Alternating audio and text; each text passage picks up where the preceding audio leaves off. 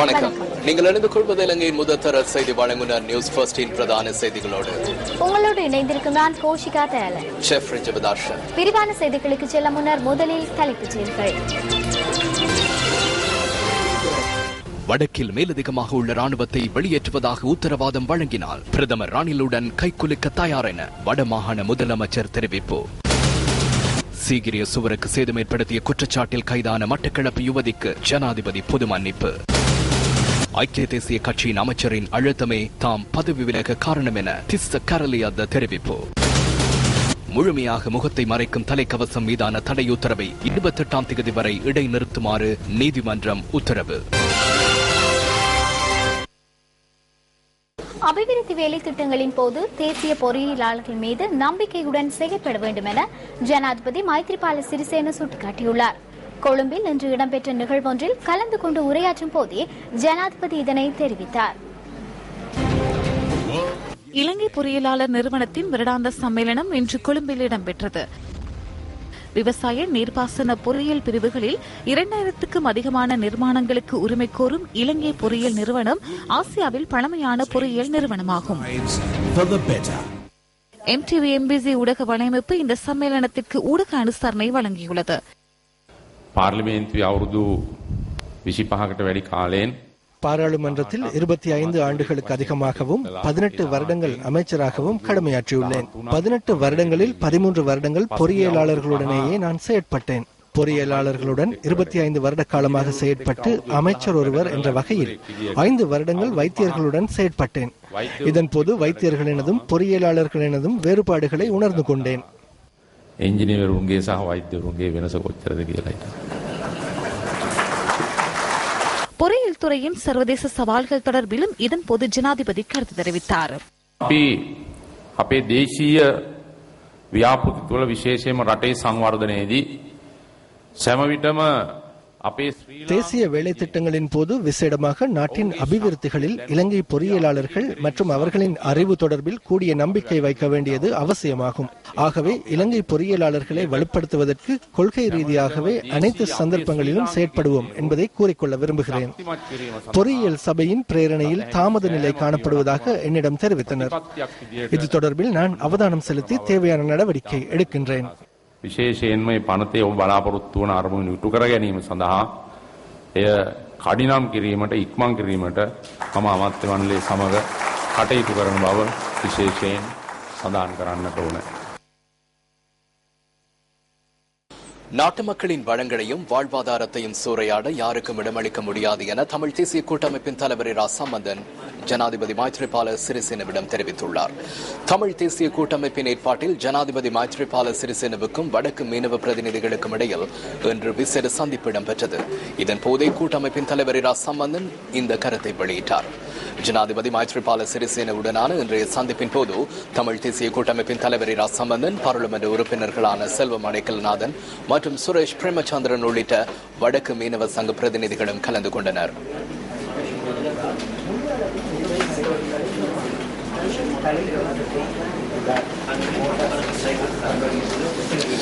இன்றைய இந்த சந்திப்பு தொடர்பில் கருத்து தெரிவித்த தமிழ் தேசிய கூட்டமைப்பின் பாராளுமன்ற உறுப்பினர் இரா சம்பந்தன்,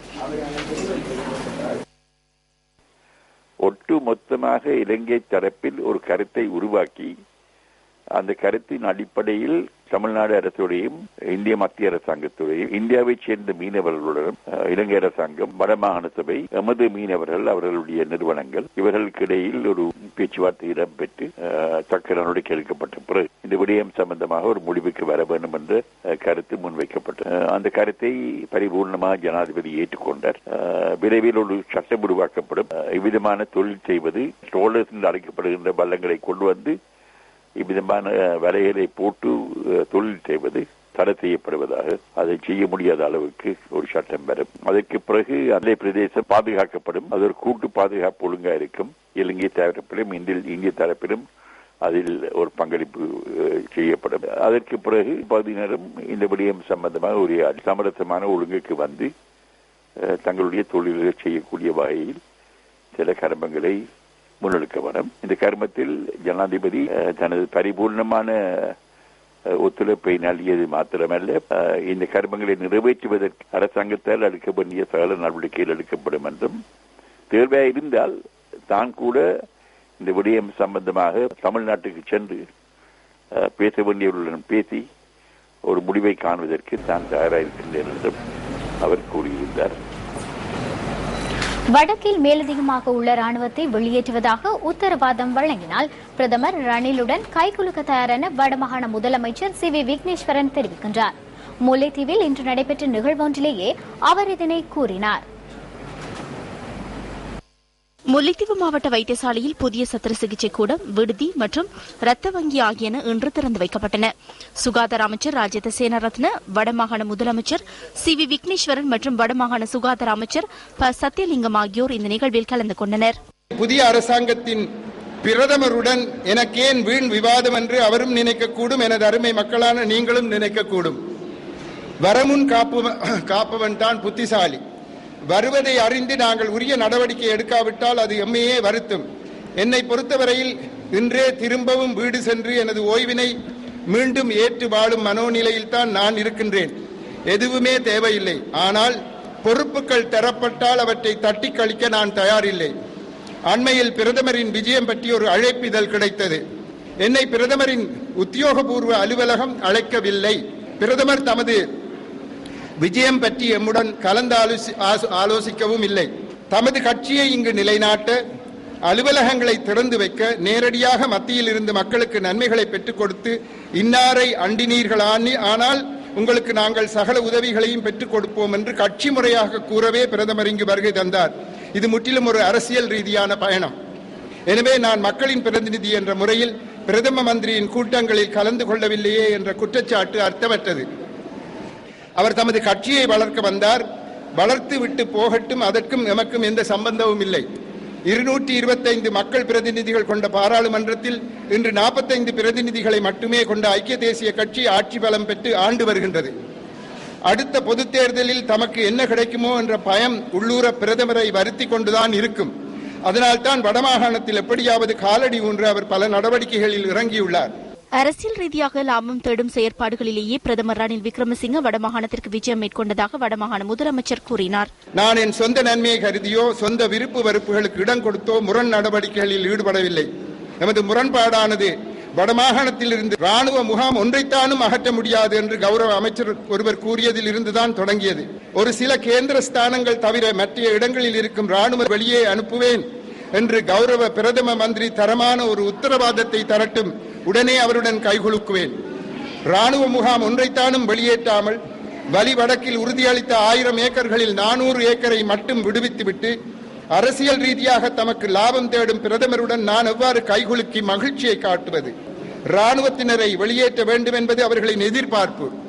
போர் முடிந்த பின்னர் அவர்களுக்கு வடமாகாணத்தில் எந்த வேலையும் இல்லை. வேண்டுமெனில் போலீசாரின் தொகையை கூட்டட்டும். ஆனால் ராணுவத்தினர் மக்களின் காணிகளை மீளளித்து மக்கள் மத்தியில் இருந்து வெளியேற வேண்டும். இவ்வாறான முக்கிய விடயங்களை நாங்கள் இறுதியாக பேசி தீர்த்து கொள்ளாவிடில் பாதிக்கப்பட போவது எங்களுடைய மக்கள்தான். சீகிரிய சுவருக்கு சேதம் ஏற்படுத்திய குற்றச்சாட்டில் கைதாகி தடுத்து வைக்கப்பட்டிருந்த மட்டக்களப்பு சித்தாண்டி பகுதியைச் சேர்ந்த யுவதிக்கு ஜனாதிபதி பொது மன்னிப்பு வழங்கியுள்ளார். மட்டக்களப்பு சித்தாண்டிக்குடி பிரதேசத்தைச் சேர்ந்த 27 வயதுடைய சின்னத்தம்பி உதயசிறி என்ற யுவதி சீகிரிய சுவரை சேதப்படுத்திய குற்றச்சாட்டில் கைது செய்யப்பட்டிருந்தார். தம்புள்ளை நீதவான் நீதிமன்றத்தில் ஆஜர்படுத்தப்பட்டதைத் தொடர்ந்து அவருக்கு 2 வருட சிறை தண்டனை வழங்கப்பட்டிருந்தது. கடந்த பிப்ரவரி 14ஆம் தேதி முதல் சிறை தண்டனை அனுபவித்து வந்த இந்த யுவதிக்கு பொது மன்னிப்பு வழங்கப்பட வேண்டும் என அவரது தாயார் ஜனாதிபதியிடம் கோரிக்கை விடுத்திருந்தார். இதனையடுத்து ஜனாதிபதி உதயசிறிக்கு பொது மன்னிப்பு வழங்கியுள்ளார். இதற்கான ஆவணங்கள் ஜனாதிபதி கைச்சாத்திட்டுள்ளதாக நீதி அமைச்சர் விஜயதாச ராஜபக்ச தெரிவித்துள்ளார். இதுகுறித்து கருத்து தெரிவிக்கையில் உதயசிறியின் குடும்பத்தினர் ஜனாதிபதிக்கு நன்றி தெரிவித்தனர். எங்கள மகள் சீக்கிரியா போனவ போய் தண்ட வேற அவ தவறுதலாக எழுதி போட்டாவோ 2 வருஷம் ஜெயிலில் இருந்த நாங்க எழுதி கொண்டு கவலையோட தான் நாங்க இருந்த. நாங்க முதலாவது சக்தி ஊடகம் தான் எங்களோட பிள்ளைக்கு ஒரு விடுதலையாக்கி வச்சவ. ஆனபடியாக நாங்க சக்தி ஊடகத்துக்கு நன்றி சொல்லி ஜனாதிபதி நான் நன்றியை சொல்றேன். ஜனாதிபதிக்கு முதலாவது நன்றியை தெரிவித்து மற்ற அனைவருக்கும் நான் எங்கள் தங்கச்சி விடுதலை செய்த அனைவருக்கும் நன்றி சொல்லுகிறேன். எங்கள் ஊடகத்துக்கு தெரிவித்ததே சக்தி டிவியால தான் வந்து எங்கள் ஊடகத்தை காட்டினேன். அதுக்கு பிறகுதான் எல்லாம் எங்களுக்கு நல்ல உதவிகள் செஞ்சவங்க. அதை நாங்க மறக்கல. எல்லாருக்கும் நன்றி தெரிவிக்கிறோம். வரலாற்று சிறப்பும் புராதனமும் கொண்ட சீகிரியா சுவரை பாதுகாக்க கண்ணாடிகளை பொருத்தும் நடவடிக்கை பூர்த்தியடையவில்லை என தெரிவிக்கப்படுகிறது. இலங்கையின் கலை பாரம்பரிய சின்னமாக கருதப்படும் சீகிரியா குன்று யுனெஸ்கோவினால் பாதுகாக்கப்பட வேண்டிய பாரம்பரிய களமாக அறிவிக்கப்பட்டது. 6ஆம் நூற்றாண்டைச் சேர்ந்த சீகிரியா குன்றினுள் அழகிய வேலைப்பாடுகளுடன் கூடிய இயற்கை வர்ணங்களால் வரையப்பட்ட அழியா ஓவியங்கள் காணப்படுகின்றன. 1144 அடி உயரமான இந்த கோட்டையை எதிரிகளிடமிருந்து தன்னை பாதுகாக்கும் நோக்கில் 1ஆம் காசியப்பன் என்ற மன்னன் அமைத்துள்ளதாக வரலாற்று தகவல்கள் கூறுகின்றன. சீகிரியா குன்றுக்கு விஜயம் மேற்கொள்ளும் சுற்றுலா பயணிகள் சுவரை சேதப்படுத்துவதை தடுப்பதற்கான நடவடிக்கைகள் முன்னெடுக்கப்படுகின்றன. இதற்காக பாதுகாப்பு கண்ணாடிகள் பொருத்த திட்டமிடப்பட்டுள்ள போதிலும் இதுவரையில் அந்த நடவடிக்கை பூர்த்தியாகவில்லை என தெரிவிக்கப்படுகின்றது. கடந்த காலத்தில் சுவர்களில் பெயர் எழுதி சேதப்படுத்துதல், கூறிய பொருட்களினால் சேதப்படுத்துதல் போன்ற சட்டவிரோத செயற்பாடுகள் இடம்பெற்றுள்ளன. இவற்றை தடுப்பதற்கு விரைவில் சீகிரியா சுவர்களை பாதுகாக்கும் கண்ணாடிகளை பொருத்துதல் அவசியம் என சுட்டிக்காட்டப்பட்டுள்ளது. நாட்டின் பொருளாதாரத்துக்கு முதுகெலும்பாக திகழும் தேயிலை தோட்டம் ஈட்டித்தரும் வருமானம் தன் மக்களின் வருமானத்தை பெருக்க தவறவிட்டமை காலத்தின் கொடுமை. பிரித்தானியர்களின் காலம் தொட்டு மலையக தமிழர்களின் வாழ்வும் வாழ்வாதாரமும் படுபாதாளத்தில். சக மனிதன் மீது அக்கறை காட்டாத இச்செயல் மனித குலத்தின் பெரும் அவமானமாகும். நட்சத்திர ஹோட்டல்களிலும் ஆடம்பர விடுதிகளிலும் தேநீரின் விலை சுமார் 500 ரூபாவுக்கு மேல். தேநீரில் பல வகைகள் உண்டு. திரும்பிய திசையெல்லாம் பச்சை பசேலென மரங்களும் செடிகளும் தோட்டமுமாக இருக்கின்றது மலையக பிரதேசம். நீர்வீழ்ச்சி, பனிப்பொழிவு, மிதமான குளிர் இந்த பிரதேசத்தை மேலும் அழகாக செய்கிறது. சுமார் 10 லட்சத்துக்கும் அதிகமான தோட்ட தொழிலாளர்களை தாங்கியுள்ளது மலையக தேசம். பிரித்தானிய காலத்தில் தேயிலை செய்கைக்காக இந்தியாவின் தமிழகத்திலிருந்து அழைத்து வரப்பட்டவர்கள் இவர்கள். 8க்கு 8 அடியில் லயன் அறைகள், தகரத்திலான கூரைகளில் வாழும் மலையக தமிழர்கள் இந்த நாகரீக உலகில் பொது இடங்களிலேயே மலசலம் கழிக்க வேண்டியுள்ளது இவர்களின் சுகாதார அவலத்தை காட்டுகின்றது. நகரங்களில் அசதி போக்கு அருந்தப்படும் தேநீர், இதன் மூலமான தேயிலையை தயாரிக்க இத்தொழிலாளர்கள் தரும் உழைப்பு அசாதாரணமானது. இரத்தத்தை உறிஞ்சும் மட்டைகள், கடும் விஷத்தை கக்கும் பாம்புகளுக்கு மத்தியிலேயே இவர்கள் செய்யும் வேலை. நாளாந்தம் அடிப்படை சம்பளமான 450 ரூபாய்க்கு கைகள் காப்பு காய்க்க நாள் முழுவதும் வேலை.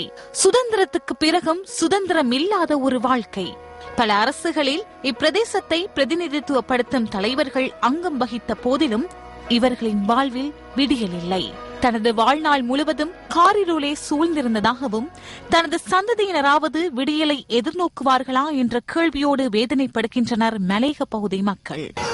எங்களோட சமுதாயம் இன்னமும் அந்த 8 அடி காம்பரா உள்ளேதான் வாழ்ந்து கொண்டிருக்கோம்.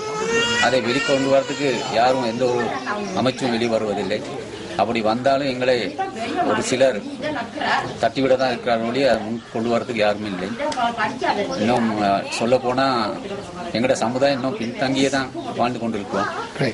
மாற்றங்கள் இருந்தாலும் இந்த தேட்ட தொழிலாளிக்கு ஒரு மாற்றங்கள் என்று எதிர்காலமே இல்லை. இப்படி இருக்கிற சமுதாயம் இருக்கிற நேரம் நாங்களும் எவ்வளோ எதிர்பார்த்து நாங்களும் ஒவ்வொரு நாளும் வருமானம் இல்லாமல் வாடி பிள்ளைகளை வளர்க்குறதுக்கு, ஸ்கூல் போடுறதுக்கு, ஒவ்வொரு விஷயத்துக்கும் நாங்கள் எவ்வளோ சிரமத்தை மத்தியில் தான் வாழ்ந்துகிட்டு இருக்கோம். இந்த சூழ்நிலைகளில் இருந்து எங்கள் வருமானம் எங்களுக்கு ரொம்ப குறைஞ்சிருக்கு.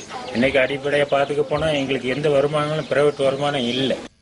தமது மக்களின் வாழ்வை மேம்படுத்த வேண்டும், தமது பிள்ளைகளின் எதிர்காலம் சிறக்க சிறந்த கல்வியை தர முன்வர வேண்டும், அடிப்படை வசதிகளையாவது செய்து தர வேண்டும் என்று அரசிடம் இவர்கள் கோரிக்கை விடுக்கின்றனர். நகரங்களில் ஒரு கோப்பை தேநீரின் விலையை கூட அந்த தேயிலையை தயாரிக்கும் தொழிலாளர்களுக்கு வழங்காத இந்த அரசாங்கங்களின் செயற்பாடுகள் வேதனைக்குரியதே. இப்பிரதேசத்தில் காணும் இடங்களிலெல்லாம் பூத்து குலுங்கும் அழகு இம்மக்களின் வாழ்வில் சிறிதேனும் வெளிப்பட்டால் இவர்கள் வாழ்விலிருந்து காரிருள் விலகும் என்பதை அனைவரின் எதிர்பார்ப்பு. ஐக்கிய தேசிய கட்சியின் அமைச்சர் ஒருவரின் அழுத்தம் காரணமாகவே பிரதி அமைச்சர் பதவியில் இருந்து விலகியதாக திஸ்ஸ கரலியத்த தெரிவிக்கின்றார். நியூஸ் ஃபர்ஸ்டுடனான விசேட கலந்துரையாடலின் போதே அவர் இதனை குறிப்பிட்டார். அமைச்சு பதவியிலிருந்து ஏன் நீங்கள் விலகினீர்கள்? நல்லாட்சிக்கு பதிலாக எதிர்ப்பு தெரிவிப்பவர்களை ஒடுக்கும் நடவடிக்கையை பலர் முன்னெடுத்துள்ளனர். ஜனாதிபதி மைத்ரிபால சிறிசேன எதிர்பார்க்கும் நல்லாட்சி எண்ண கருவிற்கு பாரிய பாதிப்பு ஏற்படுத்தப்படுகின்றது. நீங்கள் விலகியமை உங்களின் கட்சியின் தலைவருக்கு ஜனாதிபதிக்கு இழைத்த துரோகம் என நீங்கள் கருதவில்லையா? இல்லை, நான் துரோகமான செயல் ஒன்றை செய்யவில்லை. நீங்கள் கூறும் வகையில் ஸ்ரீலங்கா சுதந்திர கட்சியின் ஏனையவர்களும் அமைச்சு பதவிகளை பெற்றுக் கொள்வது தகுந்த நடவடிக்கை இல்லை அல்லவா? இல்லை, அது ஒருவரின் கருத்து. எனது கருத்தை நான் தெரிவித்தேன். எதிர்காலத்தில் எவ்வாறான அரசியல் நிலைப்பாட்டை நீங்கள் எதிர்பார்க்கின்றீர்கள்? அரசியல் பயணத்தின் போது பொதுமக்களுக்கு சேவையாற்றவே எதிர்பார்க்கின்றோம். பயணத்தின் ஆரம்பத்திலேயே எதிர்ப்பு தெரிவிப்பவர்களை வேதனைக்குள்ளாக்கும் நடவடிக்கை முன்னெடுக்கும் பட்சத்தில் எவ்வித எதிர்பார்ப்புகளையும் வைத்திருக்க முடியாது. இந்த அரசாங்கத்திற்குள் என்னையும் 2 அமைச்சர்கள் அச்சுறுத்தினார்கள். யார்? சந்தர்ப்பம் கிட்டியதும் அது தொடர்பில் கூறுகின்றேன். எவ்வாறான அச்சுறுத்தல்? எமக்கு வழங்கிய சலுகைகளை எம்மிடம் இருந்து பறித்துக் கொள்வதற்கு முற்பட்டனர்.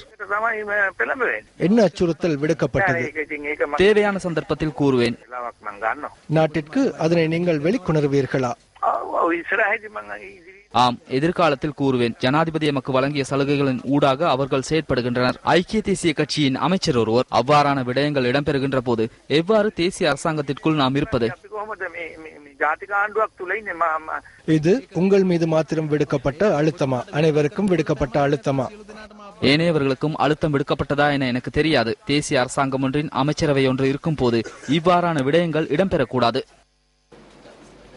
திஸ்ஸ கரலியதவின் ராஜினாமா தொடர்பில் ஆளும் தரப்பினரால் தெரிவிக்கப்பட்ட கருத்துக்கள் சில அடுத்து. அந்த அமைச்சர் இல்லாமலும் எவ்விதமான பிரச்சனையும் இன்றி அரசாங்கத்தை முன்னெடுக்க முடியும். பாரிய பிரச்சனை என கருத முடியாது. அவர் அவ்வாறான ஒரு தீர்மானத்தை எடுப்பதற்காக ஏனையவர்கள் அந்த நிலைப்பாட்டில் இல்லை. அரசாங்கத்துக்கு அழுத்தம் கிடையாது, ஏனெனில் அவர் ஒரு பிரதி அமைச்சர். இது எவ்வாறு அரசாங்கத்துக்கு அழுத்தம் என கூற முடியும்? சிலருக்கு அமைச்சு பதவிகளை பொறுப்பேற்பது தொடர்பில் கலந்துரையாடப்படவில்லை. நான் பிரதி அமைச்சர் என்பது ஜனாதிபதி செயலகத்துக்கு செல்லும் வரை எனக்கு தெரியாது. ஆகவே சிலருக்கு கிடைத்த பிரதி அமைச்சர் பதவி ஏற்றுக்கொள்ள முடியாத நிலை காணப்படலாம். ஏனெனில் பல ஆண்டுகளாக அமைச்சரவை அமைச்சராக இருந்துவிட்டு எவ்வாறு பிரதி அமைச்சராக இருக்க முடியும் என்ற பிரச்சனை இருக்கலாம்.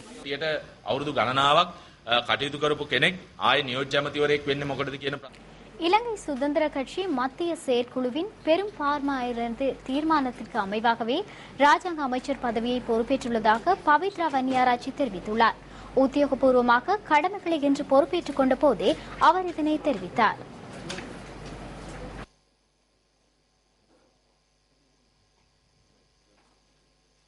சுற்றாடல் ராஜாங்க அமைச்சராக இன்று தனது கடமைகளை பவித்ரா வன்னியாராச்சி பொறுப்பேற்றார்.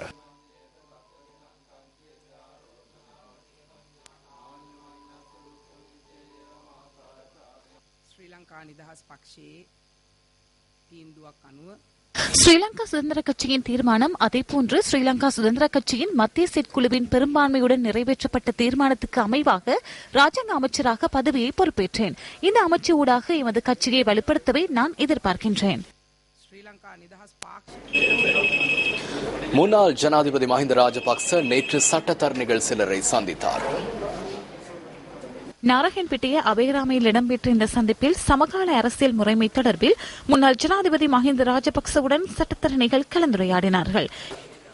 இந்த சந்திப்பின் பின்னர் மஹிந்த ராஜபக்ச ஊடகங்களுக்கு கருத்து தெரிவித்தார். මගේ පාලන කාලේ හිටපු සියලු නිලධාරීන්ව ගෙනල්ලා දැන් ප්‍රශ්න කරමින් යනවා. යාලා මාධ්‍ය சந்தார்சன பாவத்தினும் எனது ஆட்சி காலத்திலிருந்து அனைத்து அதிகாரிகளையும் அழைத்து விசாரணை செய்கின்றனர். அவர்கள் ஊடக கண்காட்சிகளை நடத்துகின்றனர். அதில் மகிழ்ச்சி அடைகின்றனர். 60 மற்றும் 70 வயதுடைய ஓய்வு பெற்ற அப்பாவிகளையும் அழைத்து விசாரணை செய்கின்றனர். அவர்கள் வெளியில் வரும்போது கண்களில் கண்ணீர் நிறைந்துள்ளது. இது முறையான விடயம் அல்ல. தற்போதைய நிலையிலிருந்து நாட்டை மீட்க வேண்டியது அவசியமாகும்.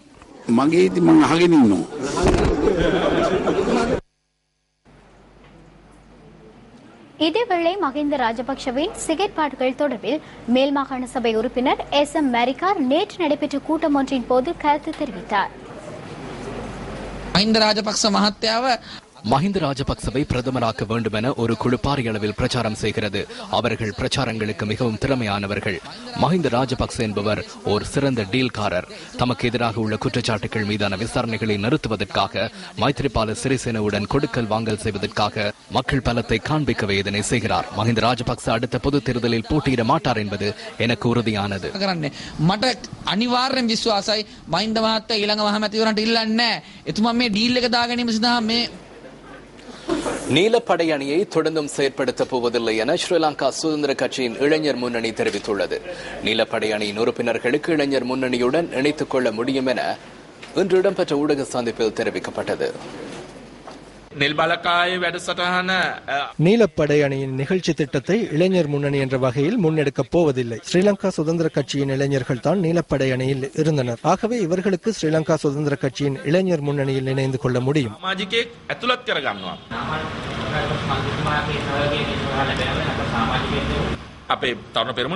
எமது இளைஞர் அணியிலா உறுதியாகவே ஸ்ரீலங்கா சுதந்திர கட்சியின் இளைஞர் முன்னணியை மறுசீரமைக்கும் குழுவின் பிரதான உறுப்பினராக அவர் இருக்கின்றார்.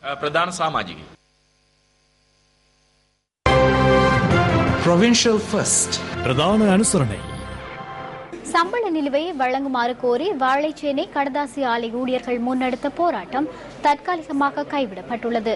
5 மாத சம்பள நிலுவையை வழங்குவதற்கு கைத்தொழில் அமைச்சு இணக்கம் தெரிவித்ததை அடுத்தே போராட்டம் கைவிடப்பட்டதாக ஆலையின் பொது ஊழியர் சங்கம் தெரிவித்துள்ளது.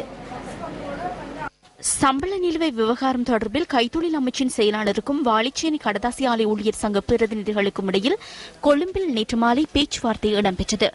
அமைச்சரவை அனுமதியுடன் முதல் 3 மாதங்களுக்குரிய சம்பள நிலுவைக்கான நிதி ஒதுக்கீடு மேற்கொள்ளப்பட்டுள்ளதாக அமைச்சின் செயலாளர் இதன்போது தெரிவித்துள்ளார். ஏனைய 2 மாதங்களுக்கான சம்பள நிலுவை அமைச்சரவை அனுமதியுடன் பெற்றுக் கொடுப்பதற்கும் நடவடிக்கை எடுப்பதாக கொழும்பில் நேற்று நடைபெற்ற கலந்துரையாடலில் இணக்கம் தெரிவிக்கப்பட்டுள்ளது. இணக்கப்பாடு எட்டப்பட்டதைத் தொடர்ந்து உண்ணாவிரத போராட்டம் கைவிடப்பட்டதாக பொது ஊழியர் சங்க தலைவர் நாகமணி பேரின்பராஜா நியூஸ் ஃபர்ஸ்டுக்கு கூறினார். 2015 ஜனவரி பிப்ரவரி மார்ச்சுக்குரிய சம்பளத்தை வழங்கியிருக்காங்க. 2014 மார்ச் ஏப்ரலுக்கான சம்பளத்தை தமிழ் சிங்கள புத்தாண்டு முன்னிட்டு ஏப்ரல் மாதம் 8ஆம் தேதி வழங்குற சம்பளத்தோட அந்த 2 மாத சம்பளத்தை வழங்குவதாக நேற்று அமைச்சர் செயலாளர் மியனவில நாங்க நடத்திய பேச்சுவார்த்தையின் பிரகாரம் அவர் இன்றைக்கு ஒரு துளை நகல் ஒன்று எங்களுக்கு அனுப்பி வைக்கிறதாக உத்தரவாதம் அளித்ததுக்கு நாங்க போராட்டத்திலிருந்து தற்காலிகமாக விலகிக் கொள்றதாக ஒரு முடிவு எடுத்திருக்கிறோம். இந்த 8ஆம் தேதி அந்த அரியசா இருக்கிற 2 மாத சம்பளத்தையும் இந்த ஏப்ரல் மாத சம்பளத்துடன் கொடுக்காத பட்சத்தில் நாங்க தொடர்ந்தும் எங்களோட போராட்டத்தை தொடர்வோம் என்றதை அறிவிக்க தருவோம். இதேவேளை இன்று காலை கடதாசி ஆலைக்கு சென்ற ஊழியர்கள் 3 மாத சம்பள நிலுவைக்கான காசோடியை பெற்றுக் கொண்டனர். அத்துடன் நிலுவையில் உள்ள எஞ்சிய 2 மாத சம்பளம் வழங்கப்படாத பட்சத்தில் மீண்டும் போராட்டம் முன்னெடுக்கப்படும் என ஊழியர்கள் சுட்டிக்காட்டியுள்ளனர். அமைச்சரவையில் ஒரு அமைச்சின் செயலாளருடன் ஒரு பேச்சுவார்த்தை நடைபெற்றது. அந்த பேச்சுவார்த்தையின் அடிப்படையில் இந்த 2014ஆம் ஆண்டுக்குரிய 2 மாத சம்பளங்கள் வருகிற இந்த சித்திர மாத சம்பளத்தோடு இணைத்து தருவதாக உறுதிமொழி அளித்திருக்கிறார். அதாவது நாங்கள் மிகுதி 3 மாத சம்பளத்தை நாங்கள் எடுத்துக்கொண்டு இந்த எங்களது வேலையில் ஆரம்பிக்கலாம் நினைக்கின்றோம். நாங்கள் கடந்த 18 நாட்களாக எங்களுடைய சம்பளத்தை கோரி நாங்கள் உண்ணாவிரதம் இருந்த வேளையில் எங்களுக்கு தோளோடு தோள் கொடுத்து இரவு பகல் பாராது எங்களோடு நின்று ஒத்துழைத்த சக்தி நிறுவனத்துக்கு எங்களுடைய மனமார்ந்த நன்றியை தெரிவித்துக் கொள்கின்றோம். இப்பொழுது எங்களுக்கு சக்தி டிவி எங்களுடைய போராட்டத்தை நாடு பூராகவும் அறிவித்து எங்களுக்கு சம்பளத்தை பெற்று தந்தமைக்காக எங்களுடைய மனமார்ந்த நன்றியை தெரிவித்துக் கொள்கின்றோம்.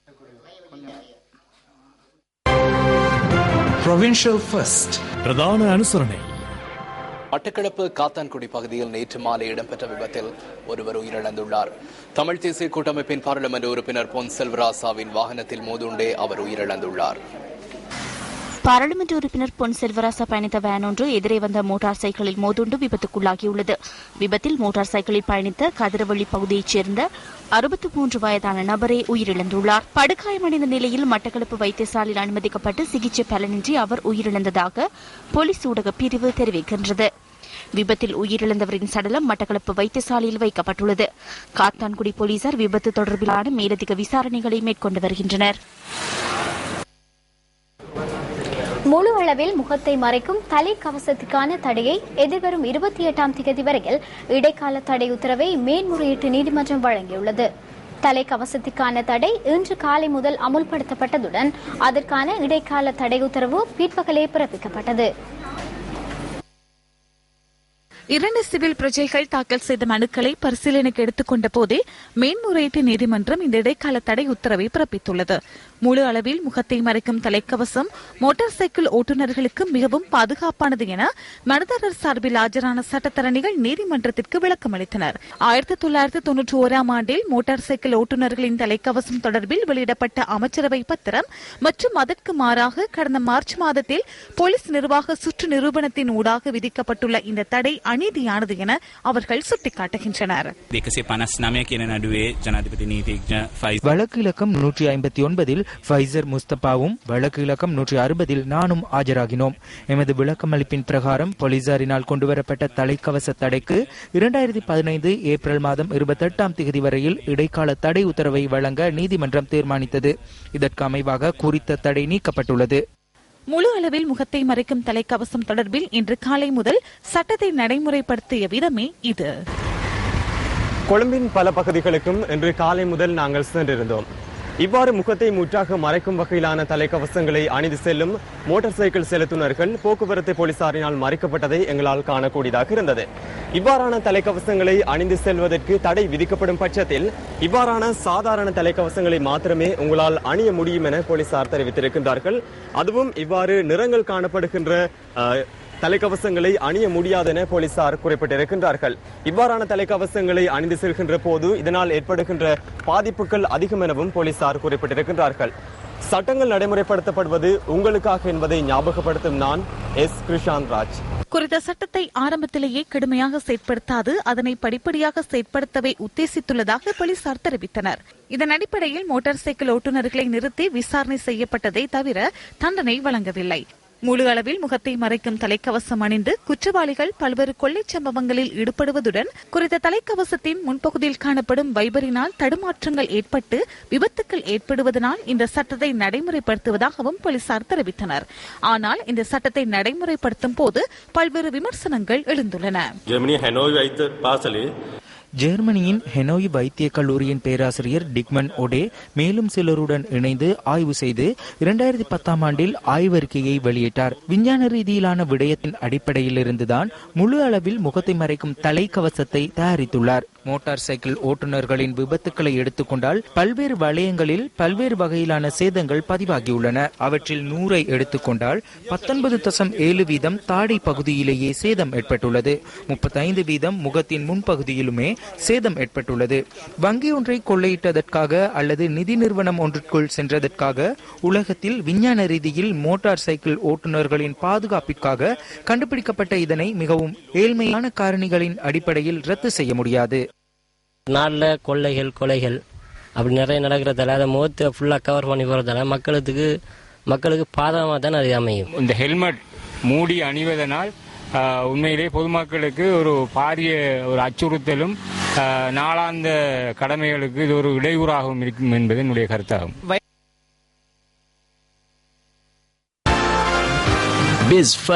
பிரதான அனுசரணை கொழும்பு மாநகர் கோச்சிக்கடையில் கோயில் கொண்ட புகழ்மிகு சிவாலயமான ஸ்ரீ பொன்னம்பலவாணீஸ்வரர் ஆலய வருடாந்த மகோற்சவ பெருவிழாவின் ரதோற்சவம் இன்று வெகு விமர்சையாக இடம்பெற்றது. வரலாற்று சிறப்புமிக்க கொழும்பு ஸ்ரீ பொன்னம்பலவாணீஸ்வரர் ஆலயத்தின் வருடாந்த மகோற்சவ பெருவிழா கடந்த 25ஆம் தேதி கொடியேற்றத்துடன் ஆரம்பமானது. இன்று காலை உற்சவ மூர்த்திகளுக்கு வசந்த மண்டப பூஜைகள் இடம்பெற்றன. அதனைத் தொடர்ந்து உற்சவ மூர்த்திகள் பக்தர்கள் புடைசூழ ஆலயத்தின் உள்வீதி வலம் வந்து ரதத்தில் எழுந்தருளினர். ஸ்ரீ பொன்னம்பலவாணீஸ்வரர் ஆலயத்தின் வருடாந்த மகோற்சவம் நாளை காலை நடைபெறும் தீர்த்தோற்சவத்துடன் நிறைவு பெற உள்ளமை குறிப்பிடத்தக்கது. கொழும்பு சுகததாச விளையாட்டரங்கின் ஓடுபாதை தரமற்ற விதத்தில் நிர்மாணிக்கப்பட்டது எனவும் அந்த ஒப்பந்தத்தில் பாரிய மோசடி இடம்பெற்றுள்ளது என்றும் ஸ்போர்ட்ஸ் ஃபர்ஸ்ட் பல சந்தர்ப்பங்களில் கசக்கும் உண்மை தொகுப்பினூடாக சுட்டிக்காட்டியது. அதனை உறுதிப்படுத்தும் வகையில் சுகததாச விளையாட்டரங்கிற்கு தேசிய அளவிலான அநீதி இழைக்கப்பட்டுள்ளதாக விளையாட்டுத்துறை அமைச்சரான நவீன் திசாநாயக்க தெரிவித்துள்ளார்.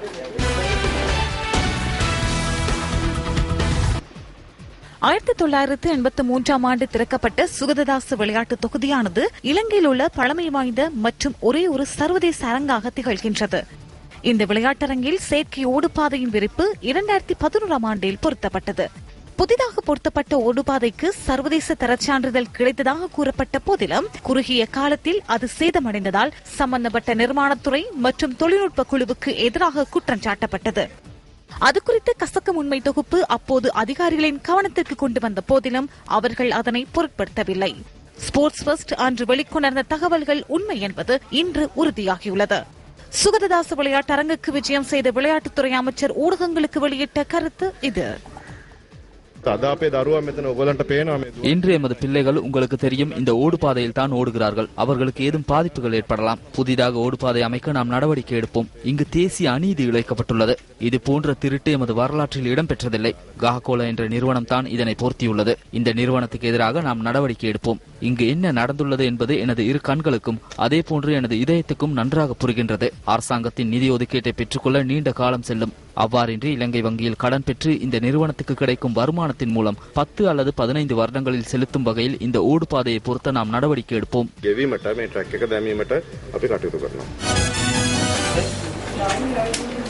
இத்துடன் நியூஸ் ஃபர்ஸ்டின் 8 மணி பிரதான செய்திகள் நிறைவடைகின்றன. வணக்கம்.